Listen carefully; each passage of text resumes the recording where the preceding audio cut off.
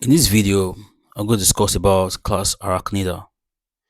So this is a very important class because it contains a lot of species. Some species that we are very familiar with, for example, like spiders. You have spiders that create webs in your house. So if you leave your house for a very long time without trying to maintain it, spider will invade your house and they always like they like the ceiling. They create their webs and they move around and move along with their life. So it's very important to understand what this class is all about. Okay, so one thing we need to understand is that now this class is a class of eight-leg predator, unlike insect that has six legs. So they have eight legs. All right, and most members you have some of them which are ticks, scorpions, spiders, and we have mites. So some of these members they act like a predator and they causes harm to some organism and they're mostly terrestrial predators. They find on houses, on lands, and other places. Okay, so unlike insects, arachnids they don't have this antennae. They don't have this antennae that insects normally have, like a cockroaches. So they have no wings. They don't fly. So that is one striking deal about this class. Okay, so let me just show you some pictures. I love images. So picture of arachnids. So have spider, you have your scorpion, then you have your tick. And this tick, we've heard about tick before. They're parasitic. Okay, then you have your mites. You have your because it's harvest man. I've seen this species before. Then I also seen this species before called the whip scorpion. I've seen this species before. Very ridiculous. Okay, so classification very important in case of your OBJ. Kingdom is Animalia, they're animals. The phylum, they're all Arthropoda. Then the class Arachnida, and they are known as well the arachnids. That's a general common name for all arachnids. Okay, so in terms of habitats, you can find the species, some species in deserts, you can find them in forests and grasslands, and you can find them in caves and services. You can also find them in human dwellings. You find them mostly in human dwellings, like your spiders. You find them in human dwellings. Very, very common. All right. So let's go through the general characteristics. All right. So they have two main body regions, which is what the cephalothorax and the abdomen. Okay. So you can see this part here. This is the cephalothorax, and here is the abdomen. But if you look at that of the cephalothorax and the abdomen is fused. When something is fused, you find it very difficult to separate both segments. Okay, so they're all fused together. Okay, so the next one, they have eight legs, and each legs have four pairs. All right, unlike insects that have six legs. So you can count it: one, two, three, four. Four pairs. One, two, three, four. Making it what, eight. You can see they don't have any antennae. Okay, so very important to take note of that. They have no wings. They don't fly. Most of them have they create webs, move from like your spiders. So they lack antennae and wings, and they only rely on other sensory structures that makes them to be able to detect what's happening around them. So you can see them, no wings around them.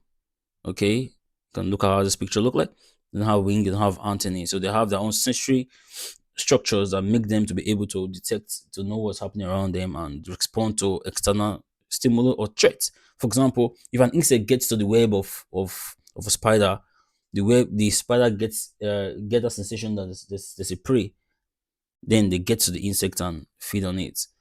Okay, so they have what a pair of how do you pronounce it? Is chiliceri, often known as the fangs. So they have fangs that they use to hit on the prey for them to be able to feed on the prey, and and they have what they call pedipalps, which are used for feeding, sensing, or for reproduction. So if we go through this picture, you can see this is the pedipalps, and here this is the chelicerae, okay, also known as what the funks. Now this is what they call what carapace, normally called the shield of carapace. Shield of carapace, like those people that want to fight war, they have a shield of carapace. Okay, so we can go through this diagram just to understand the label and just get familiar with it. Okay, so they have a simple eyes, And these simple eyes differ from different species. So each different species have the various pattern of how the eye is being arranged. Okay. So the eye is not like they don't have these compound eyes of that of the insect. Okay, so the eye is just simple. All right.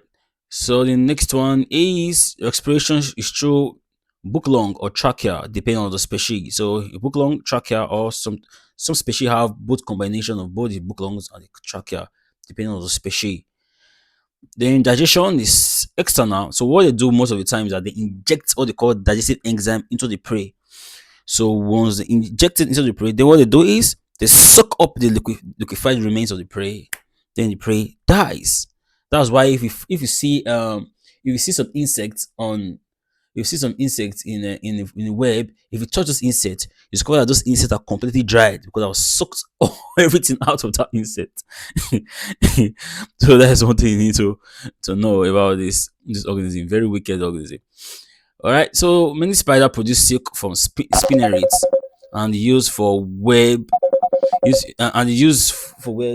sacs, and safety lines. Okay. So you can see this web here. So they can be used for silk production and the rest.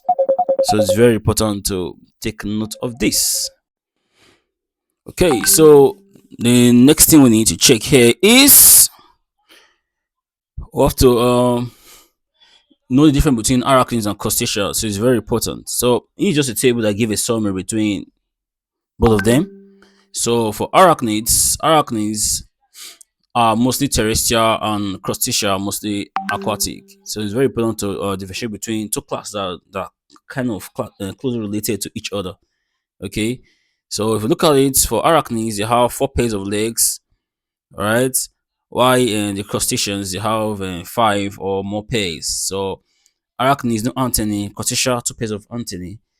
Then for respiration, arachnids have book lungs or trachea. Then for crustaceans they use what the gills.